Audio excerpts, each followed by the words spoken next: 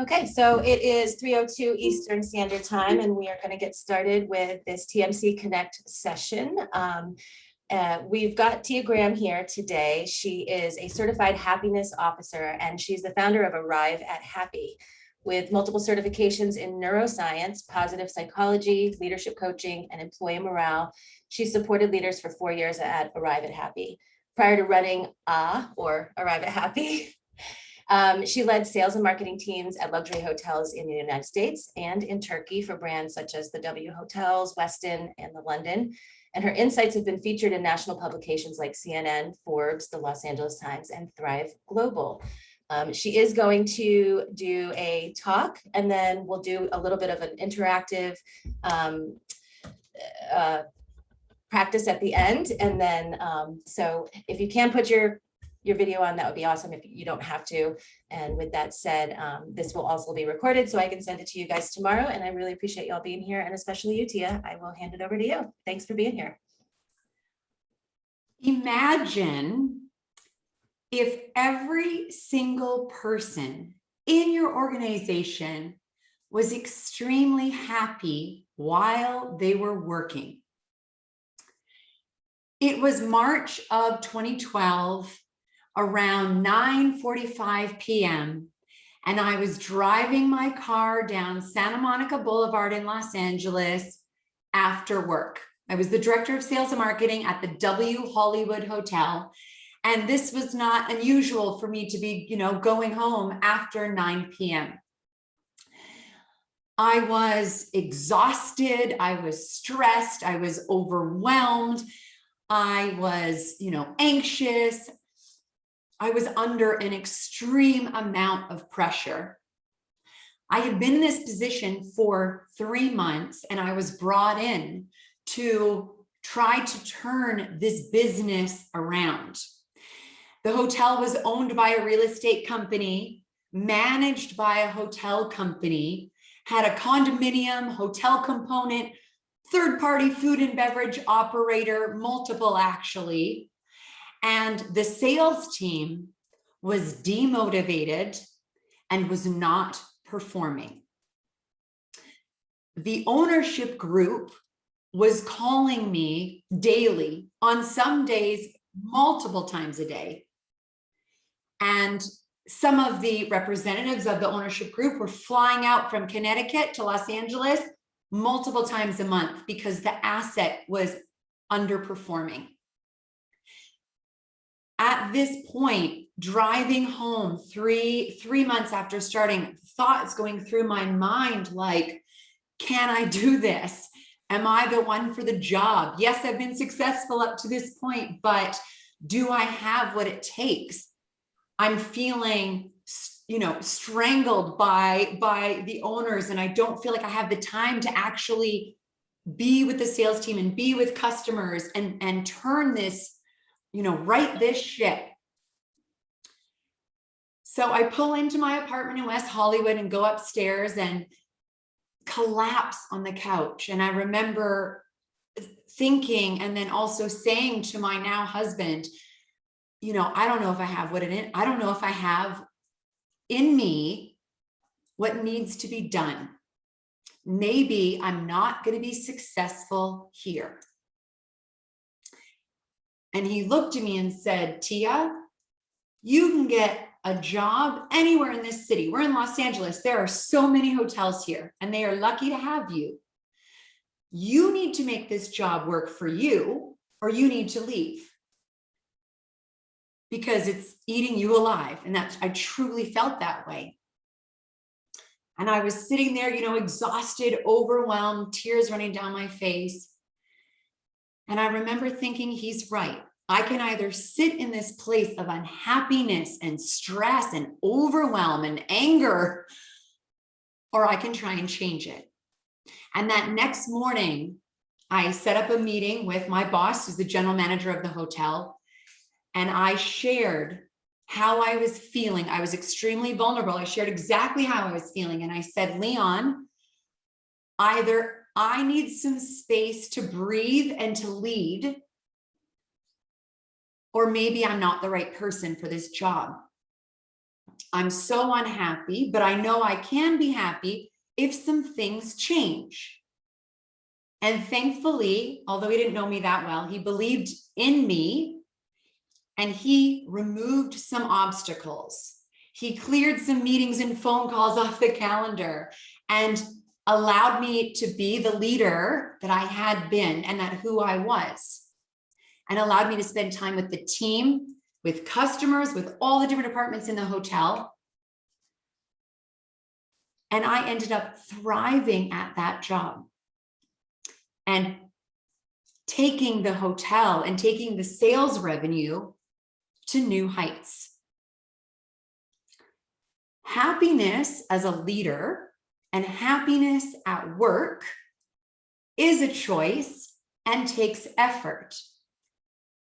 But you can always choose it for yourself and for your team. And by doing so, your organization is going to be successful. So I will ask each of you in the chat right now, on a scale of 1 to 10, 1 being really low, 10 being thriving, how happy do you feel while you're working right now? And of course, it's okay if you're at a 2, right? Life has ups and downs, but I want you to just think to yourself, how happy do you feel while you're working on Mondays, on Wednesdays, on Fridays? What is your emotional state? How are you feeling? Okay. There is a direct relationship between happiness and success. And a lot of us have been told that this equation is the other way around. Become really, really successful and you'll be happy. Get that title, get that salary, get that bonus, get that car, that house, that pool, whatever it is, get that, and then you'll be happy. And I want to tell you that this is the equation. Focus on your own happiness and you'll be more successful, not only in your career, but in life. You'll be more successful in your relationships, with your health and wellness goals, parenting, you name it. And Sean Aker from Harvard University has a wonderful book called The Happiness Advantage that shows a lot of the research that supports how our brains work differently when we're feeling positive and when we're feeling happy. So fast forward, I have moved on to another hotel and am working as the director of sales and marketing for this really beautiful luxury hotel called the London. And I was having a different struggle. I was balancing having a toddler and a newborn baby. I know there's some parents on the call, so you can relate to that. Overwhelmed and tired of just being a new parent and juggling an executive career. And I'd always been this very positive, optimistic person. But these new life circumstances with these 2 little kids and work and everything else, I found myself in another low, another unhappy point. And so I started researching with Google, what makes people happy? What makes life worth living? How are you happy at work? And I accidentally discovered the science of happiness. So yes or no in the chat. Yes, if you are really familiar with the science of happiness. No of, I have not heard it before. Another term for the science of happiness is positive psychology. So the science of happiness and happiness at work, as well as adult neuroscience, really started about 2 decades ago by the president of the American Psychology Association, Dr. Martin Seligman. And this is Dr. Laurie Santos, who actually teaches the happiness class at Yale, and you can take that for free online. It's available. So the science of happiness and neuroscience, there are researchers at Harvard and Yale and Stanford and Oxford and all of these incredible institutions learning and continuing to learn, what do really happy people do and how do we share that information with the rest of the world? What are behaviors? What are habits? What are choices? And yes, your genetics play a part into how happy you are. And, you know, same for your employees and your team, and your life circumstances also play a part. But so much of your happiness and your employees' happiness is based on daily choices. And adult neuroscience has proven that, you know, until the month, year that you live to, and hopefully we all live to be in our 90s, the adult brain can change. And so the message is that you are never stuck. So I want you to think about this for yourself, and also the effect that you can have on your team and the people that you lead. So I've spent the last 4 or 5 years studying neuroscience, positive psychology, coaching, and how to increase employee morale. So let me ask, first of all, I want to thank TMC for having me here. And I also want to recognize the craziness that your industry has been going through and continues to go through.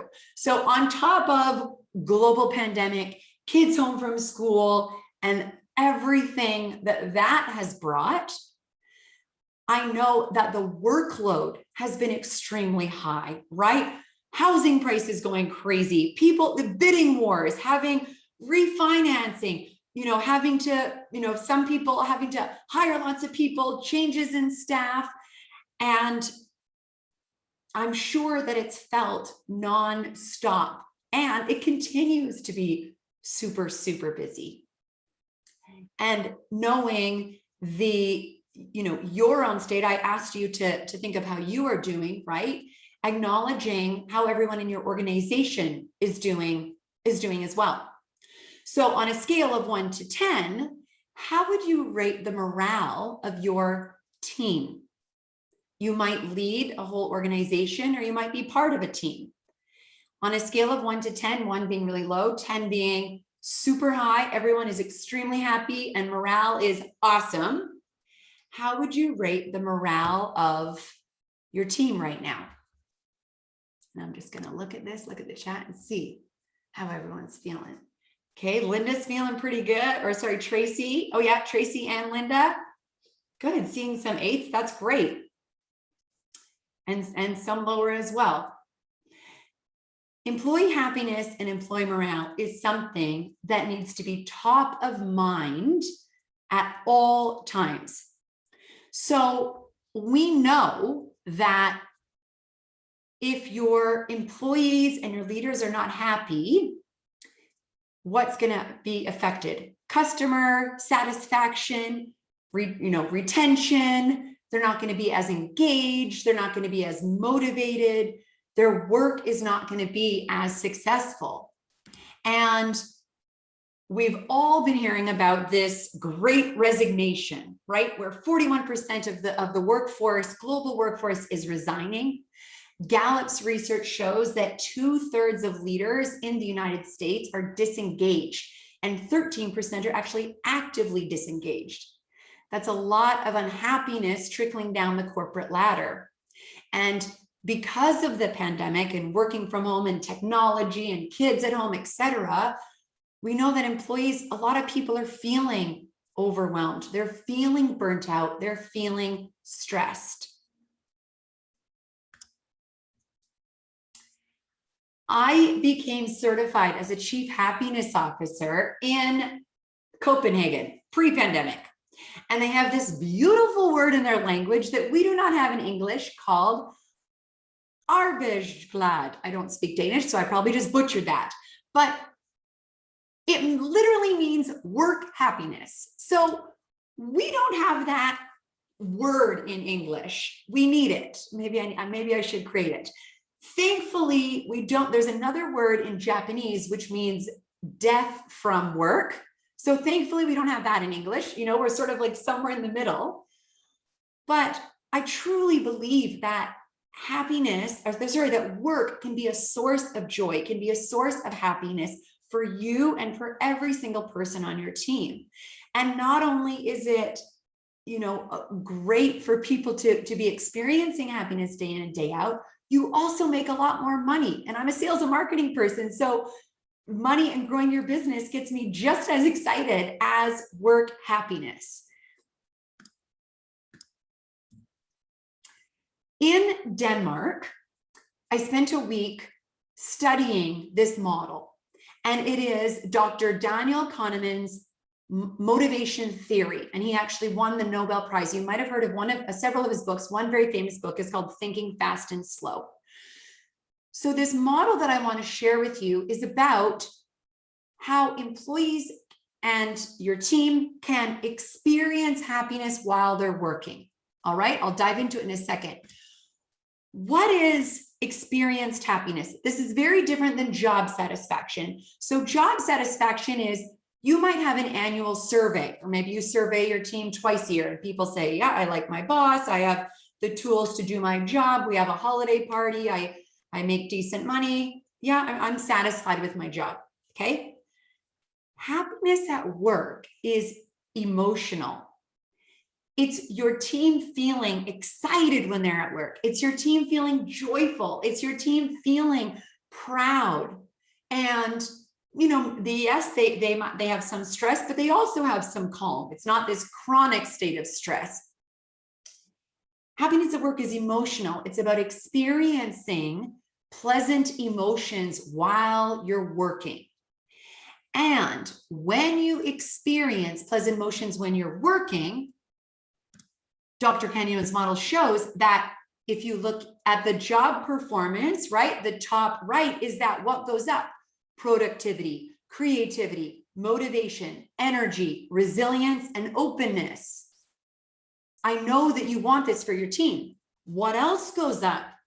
Okay, when you're happy, you are healthier. Optimistic, happy people live 13% longer. You're going to have less sick days, right? And it's also going to positively affect your personal life. I really loathe the term work-life balance because there's life. Work is a part of life. It's not work-life balance. You have a life full of many, many things. Work's a part of it. It's not work versus life, right? And so by elevating the happiness of everyone in your organization, you're going to help them physically, and of course, your business is going to grow. And so how do you increase this experienced happiness at work? The model shows that there is two ways, which is results and relationships.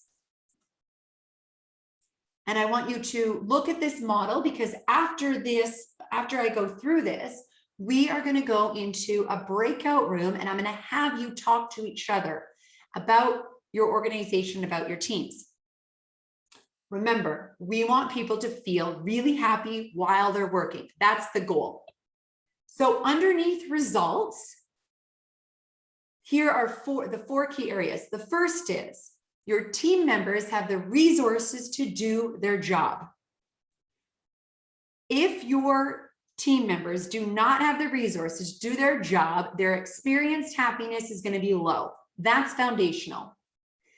The second is autonomy. Autonomy is vital for experienced happiness. If you have people on your team that are feeling micromanaged by their supervisor, by their leader, they are not going to feel happy. So have your leaders been trained to give autonomy? Have your leaders been trained, and do they know how to create a culture of trust where everyone on the team feels like my manager trusts me? And of course, depending on the level of the organization, right, there's more autonomy than others, but even for people who are maybe hourly employees, autonomy is still really important for them, okay? So resources and autonomy. Third, which is extremely important, and this is the research from Harvard's Teresa Amabel, is about progress in meaningful work. Her research has shown that the number one driver of motivation while working is feeling like you're making progress and your work is meaningful. So I ask you, does everyone in your organization know why your organization exists? Do they all know how your organization helps society? And a wonderful example of this is Patagonia, right? Where Patagonia is having, showing their team that we are getting people outside, we're getting people to experience nature. Oh, and also we really care about saving the planet. Does everyone in your team know what your organization stands for? Your employees want to feel like they're making progress and that their work matters. So in addition to them being connected to the overarching meaning of your organization, they also want to know that their work matters. And so the leaders need to communicate and say sentences just like, your work really matters here at the organization because if you didn't show up for a week, this is how it would affect the organization. Your work really is meaningful because people are motivated. They want to have meaning, they want to have purpose, and they want to have progress. And the last piece under results is positive feedback.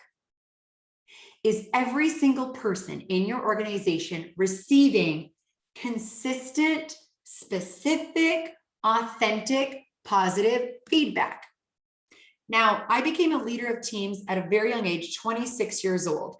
I was highly uncomfortable giving constructive feedback and feedback for improvement.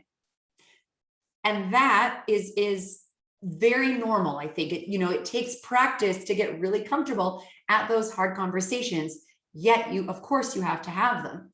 What I learned about in Denmark is that most people are actually uncomfortable giving positive feedback too. And I've always sort of been this, cheerleader of, and I was giving out lots of praise.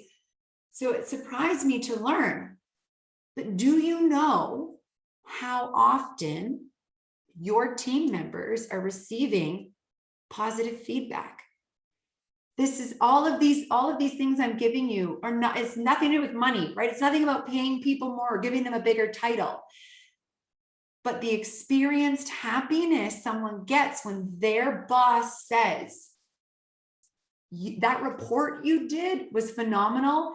You actually did you changed it and you made it even better than I was expecting. Thank you so much. That was awesome. A simple comment like that can have someone experience happiness for like a couple weeks. And so you want to make sure that everyone is receiving positive feedback.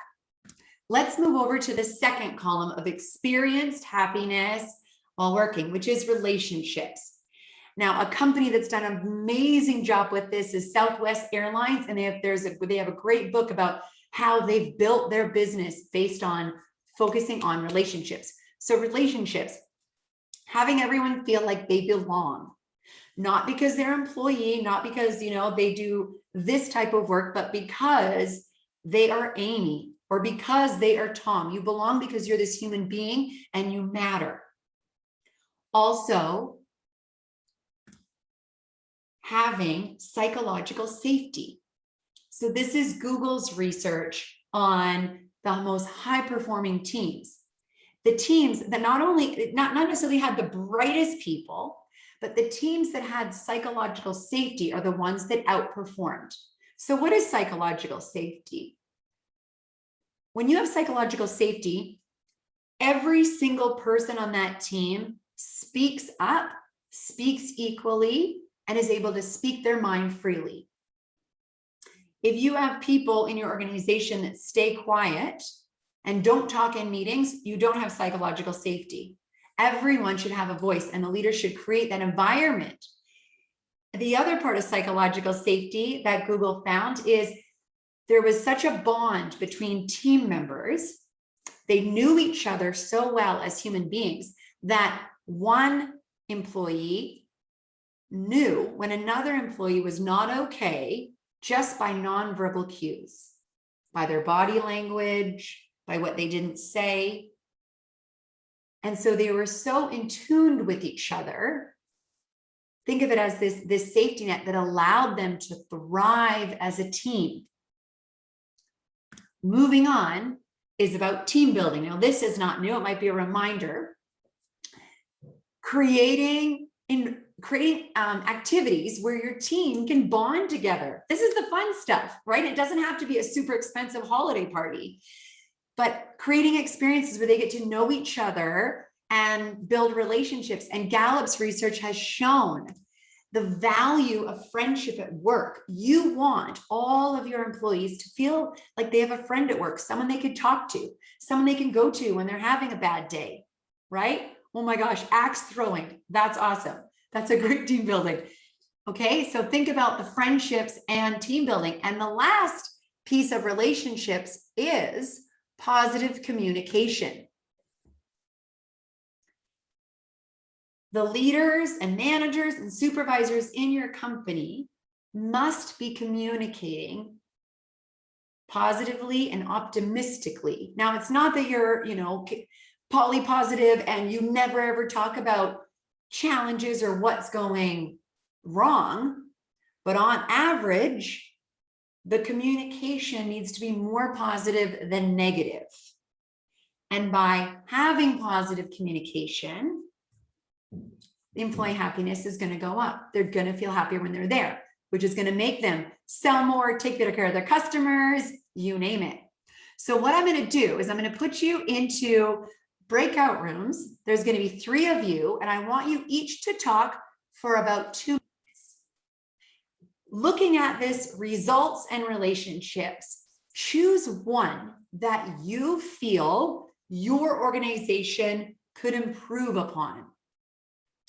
What's one where you think, yeah, we could probably be doing a little bit better with that?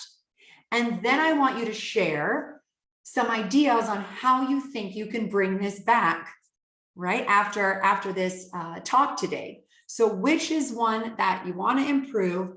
And the second thing to share is, how do you think you can do that? And of course, you can give each other ideas. So we will be in the breakout room for about 6 or 7 minutes, and then I will bring you back. The breakout rooms are not recorded, so feel free to be open and vulnerable and share. And I really want you to walk away with some tactics and new ideas that maybe you didn't have by coming to this session. So I will go right here, 1 second.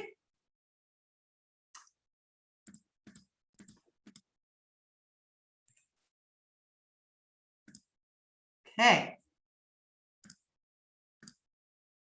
All right, I just opened up all the rooms. You should see the number on the screen and go to your respective, let's call it a happy room, not a breakout room.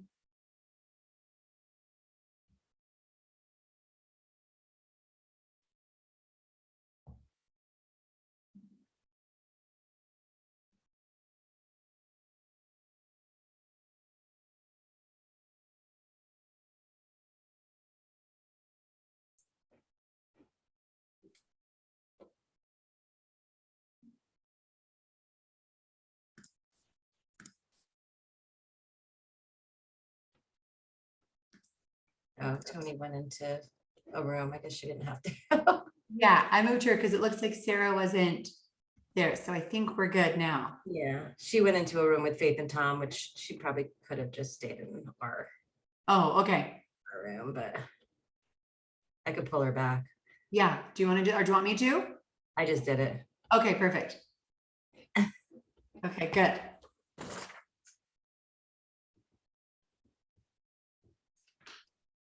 Hey, Tony, I pulled you back because Tom and Faith are managers. They have teams, so that's why we're letting them. Hi, Tony. Nice to meet you. Can you hear us, Tony? Doesn't seem like she can. Yeah, it looks like she's frozen. Is that me? Oh, Yeah. oh, you're sitting really Right. still. No, I couldn't hear. I went into a room by myself, and then I went into a room with Faith and Tom, and then I got called back. And each time Yeah, I I pulled you changed back. rooms, I couldn't hear anything. Yeah, no, I should have said something before, but I pulled you back because you don't manage a team and they do. And so if they're having a good conversation, hopefully they're having a conversation and not talking about.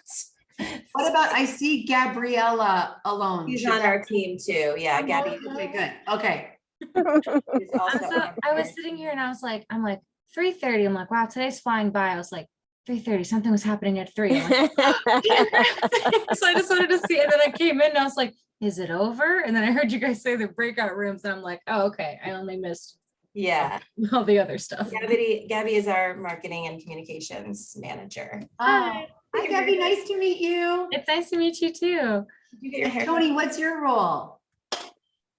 Business development coordinator. So I work with Tom and the preferred partners. Okay. So with all of our preferred partners, I am their conduit to the lender members. Okay. Okay. So are you guys all heading to Terranea, or some of you? We are. Yes, You all are. we will all be there. Now, where are you out of, Tia? So I was in Los Angeles, but I now am in Western Canada, kind of near Vancouver and Seattle. Oh, beautiful. Yes. My best friend lives in South Vancouver. Oh, okay. Yeah. Unfortunately, it's quite smoky here right now. There's a lot of forest fires, just like in Oregon. no. Not out on the coast. By Vancouver, it's okay, but where we are, it's a little bit clearing up. But yeah, we're praying for rain. It's been really hot. I know Oregon has been unprecedented. Yeah. Just the heat, and no one has air conditioners. And Yeah. I'm in Texas, so we get the heat, but we have a respite with AC. Right. Right. Tia, Yeah. I'm gonna tap you for some good team building ideas for my team. Starting next month, we're gonna do once a month, Thursday team building Okay. via Zoom. But so I'm sort of starting to research different fun stuff to do. But we have a really copacetic, a really good team dynamic. I think we do really all care about each other. We know about everybody's, families, and but obviously there's always more team building that we can do. And so Yeah. we think it's important to incorporate that once a month so that we can sort of take a break and laugh and have fun. So if you have Okay. any really good ones, shoot them my way.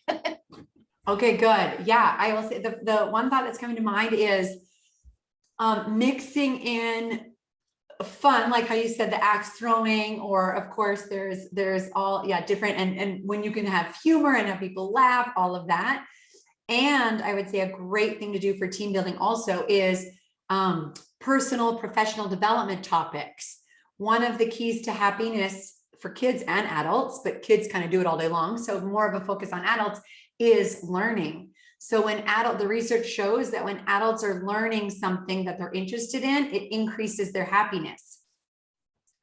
So you could look at some different topics, or, even do a poll of what people are interested in, what they want to learn more about, and sprinkle that in with the fun team building. It's still team building, but put in some learning where they could grow personally or professionally. And that could be good too. Awesome. Learn together Yeah. right now. Exactly. I wish we could all get together more. We did one that I loved, and it was at this place where we all went, and it was gonna be an entire meal along with some decorations. And so we all broke up into different groups. One group put together like the flower arrangements for the dinner. Another group went in and made all the pizzas. Another group went and did the dessert, and everybody had a job and worked together. And then when we were all done, we all sat down and had this wonderful meal. It was very sweet. I loved it. It was so good. It was in Ohio. I think it was up, I think it was north too, Gabby. I'd have to remember where that was. I'll also do that if I have everybody over for dinner and be like, all right, I didn't make dinner. Now wait. Here's the flowers. Yeah. It's That's nice. I love it. You guys are set on cleaning the house. You guys are going to do my laundry, and then these people are going to cook dinner. Don't worry, the kitchen's small. It's going to be a total bonding experience. Yeah. Yes. And Amy, another thing too is another thing to sprinkle in is people experience happiness when they are giving and when they're generous to others. So whether it be any type of charity where you're helping people, or you're helping animals, or you're helping the planet, it'll be bonding for everyone, and their experienced happiness will go up because we just feel happier when we're helping. Mhm. So that's another thing, another area that you could kind of, as you're planning the calendar, it's cool. You're going to do something every month. That's great. Yeah, I mean, a lot of it will be virtual, but because we're all over. Yeah. But Okay. I'm going to close. Everyone will have a minute of talking before they come back. So What's everyone talking about? I'm sorry, I missed it again. no, that's okay. They're talking about boosting employee experienced happiness at work. So how you can increase how happy people feel while they're working. Cool. Yeah. And if you want, you can go back and listen to the first 15 minutes of the recording. Oh, I will. Oh my goodness. there was a list of things, and so she tasked them to go back and think about their organizations and which they could potentially improve upon, and sort of just discuss that with the person that they're in the room with. Yeah. Yeah, absolutely. It's good. They're not coming back. They're not coming back quick. So that's a good sign. They're all still talking right into the last part. And Tia, I'm sure that you get this a lot, but I was getting like your headshot together. At one point, I was like, her eyebrows are amazing. Thank you. You know what? I started a couple of years ago doing microblading. I've heard good things about that. Yes. Yeah, just wanted to let you know. I used to. Oh, thank you. No, actually, nobody really says that. I like them better than they used to be, but thank you. Perfect. Okay, I think we pretty much have everybody back. Well, this is a good group. Okay, so in the chat, what is the one area out of results and relationships that you are going to focus on over the next 90 days in your organization? Are you going to try and have more autonomy? Are you going to try and make sure that everyone's receiving positive feedback? Are you going to, try and improve the psychological safety of how everyone feels? Are you going to communicate the meaning and the purpose of your organization? Which one do you want to take back and really focus on, and know by focusing on any of these, you're going to increase happiness? Okay, so write down that idea and think about different ways that you can implement it. Thanks, Tom, for sharing. It looks like you got 2, which is really, really great. So much about happiness is based on our mindset and the choices we make. Just like, taking care of your physical body, like taking care of your physical body is work. You can't just wake up and be like, oh, I want to be super fit and no, you need to eat good foods. You need to exercise. You need to stretch. You need to sleep, right? Talk about taking care of your immune system, right? We know it takes work day in and day out. Well, happiness is the exact same way. Day in, day out, it's focus and attention and intention. So much of it, though, is mindset. And I'd like to share a quick story about mindset. There was a traveler walking down a road, a dirt road, and he came across a monk on the side of the road. And he said to the monk, I'm going to the village in the valley. What is it like?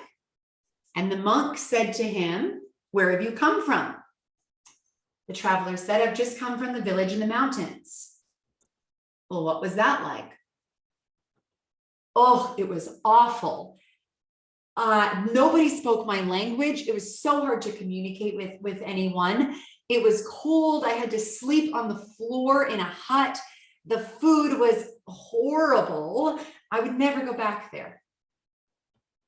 And the monk said, the village in the valley will probably be the same. A few hours later, another traveler comes walking along, sees the monk on the side of the road and says, I'm going to the village in the valley. What is it like? Where did you just come from? I just came from the village in the mountains. And what was it like? Oh my goodness, it was incredible. I'd never experienced anything like that before. Although no one in this village spoke my language, we were able to communicate with nonverbal communication, and we actually communicated. They were so welcoming and hospitable. They welcomed me into their hut, and I got to sleep on a mat on the floor. I've never experienced anything like that. It was such a traveler's experience. And they fed me this stew. I have no idea what was in it. It was very interesting. but wow, what an incredible, interesting experience that I actually got to have. And the monk said, the village in the valley will probably be the same. At any given day and any moment in time, you can choose to focus on your own happiness. And of course, by doing so, you lift up everyone around you, especially your team. Emotions are contagious. This is why people get so angry with social media, because emotions are contagious.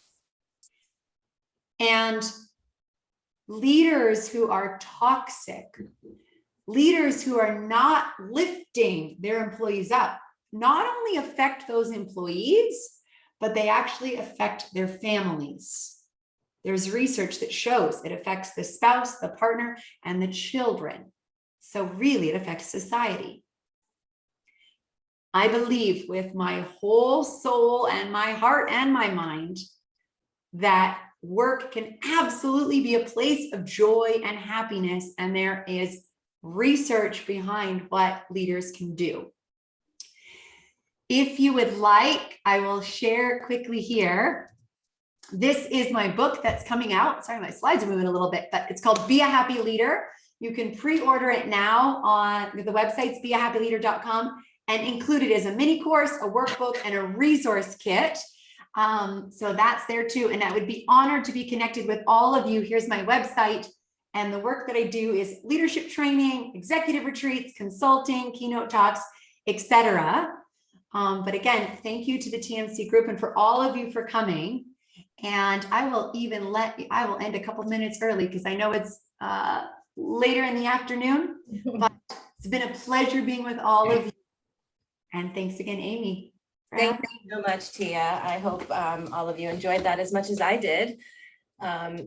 So we really appreciate you spending the time. Great story. I agree with you, Gabby.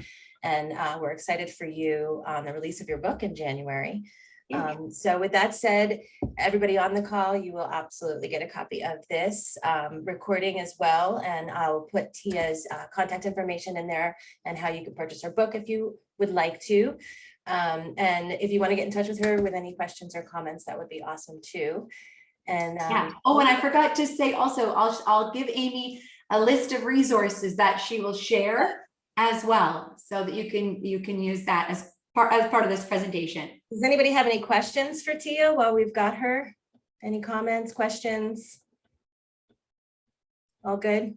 Linda, I saw you shaking your head a lot. I think that resonated with you pretty well. So I'm glad you joined today. All right, awesome. Well, thank you so much again, Tia. I will be talking to you soon. Really do appreciate the time, and I look forward to working with you again. Yes, Thank of you, course. Tia. Thanks, everyone. Thanks, Tia. Enjoy the rest of your week and have a great weekend too. You too. You too. Enjoy your Bye. vacation. Thank you. Bye.